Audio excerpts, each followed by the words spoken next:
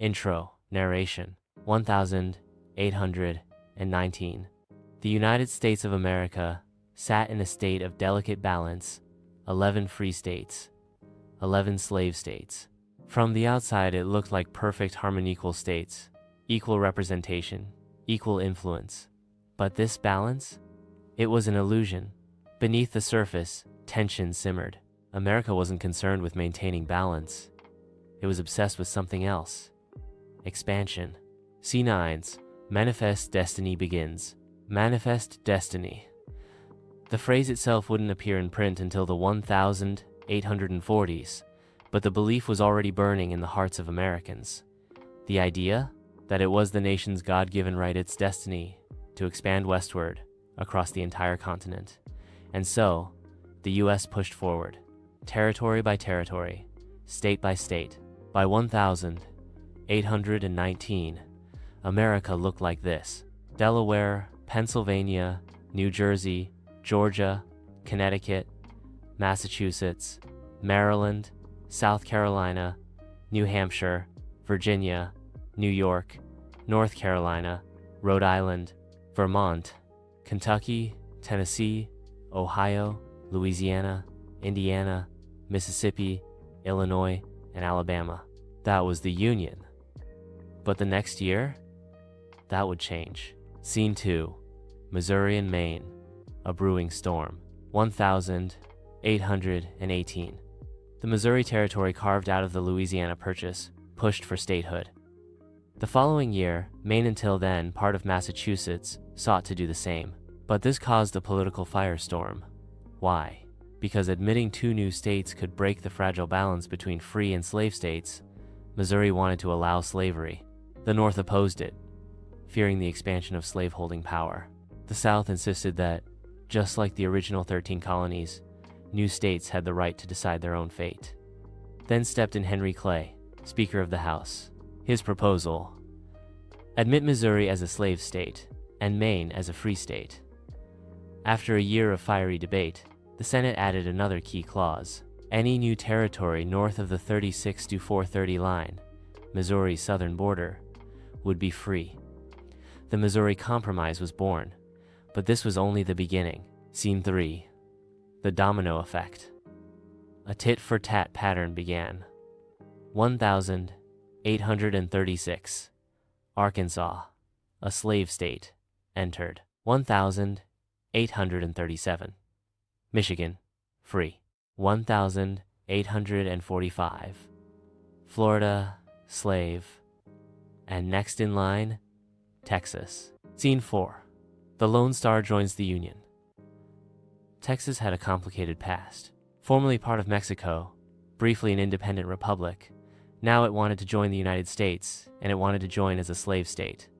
At first, Washington was hesitant, but the growing fear of British influence in Texas, combined with America's hunger for land, changed everything. December 29, 1845. Texas was admitted to the Union. This sparked fury, because Texas didn't just join, it brought baggage, contested territories that Mexico still claimed. Enter President James K. Polk. A staunch believer in manifest destiny, Polk had no interest in diplomacy. He offered $30 million to Mexico for California, New Mexico, and the disputed Texas borderlands. Mexico didn't just say no, they refused to meet at all. So Polk took another route: war. He sent American troops to the Rio Grande to provoke Mexican forces. They fired, and Polk got his war. Scene 5. War and consequences. As the Mexican-American War raged, northern states grew suspicious. Was Polk expanding America or slavery? When the dust settled in 1848, the Treaty of Guadalupe Hidalgo forced Mexico to surrender vast territories: modern-day California, Nevada, Utah, Arizona, New Mexico, and parts of Colorado, Oklahoma, and Wyoming, now American soil. But the question loomed larger than ever: would these new lands be free or slave? Scene 6. Compromise of 1850. A shaky bandage. Iowa, Wisconsin, California wanted in. The Compromise of 1850 addressed the tension. California would be a free state, but it must send one pro-slavery senator. The rest of the new territories? Their status would be decided by popular sovereignty, vote of the people. It worked for a while. Scene 7. Bleeding Kansas. A nation at war with itself. Senator Stephen Douglas proposed the Kansas-Nebraska Act, which would let settlers vote on slavery even in areas where it had previously been banned. This repealed the Missouri Compromise. The result? Chaos. Pro-slavery and anti-slavery settlers flooded into Kansas to swing the vote. Violence erupted. Bleeding Kansas became a brutal prelude to civil war. The fighting wasn't just verbal anymore. People were dying. Scene 8. Culture clash. The roots of division. How did it come to this? Why was America tearing itself apart? The divide ran deep. In the North, factories were rising. Cities were booming. Slavery wasn't needed, and many began to see it as morally wrong. Inspired by European immigrants and Enlightenment ideals, abolitionism gained strength. In the South, agriculture still reigned. The cotton gin made slavery more profitable than ever. To many Southerners, slavery wasn't just an institution, it was a way of life. Neither side could understand the other. The North saw the South as barbaric. The South saw the North as threatening everything they held dear. Scene 9. Tensions boil over. Then came the Fugitive Slave Act, requiring federal authorities to return escaped slaves, even from free states. Abolitionists were outraged. They rallied, organized, and formed a new political party, the Republican Party. Its rising star? A tall, sharp-witted lawyer from Illinois, Abraham Lincoln.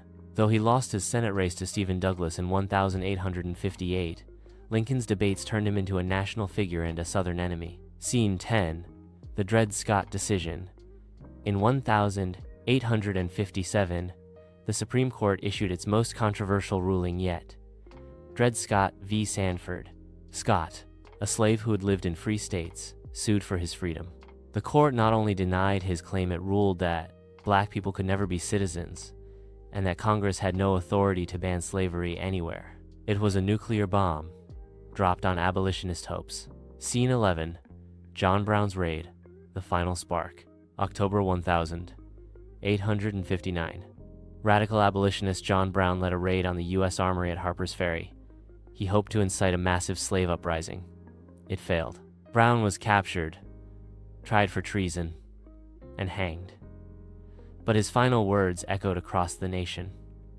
The crimes of this guilty land will never be purged away but with blood. He was right.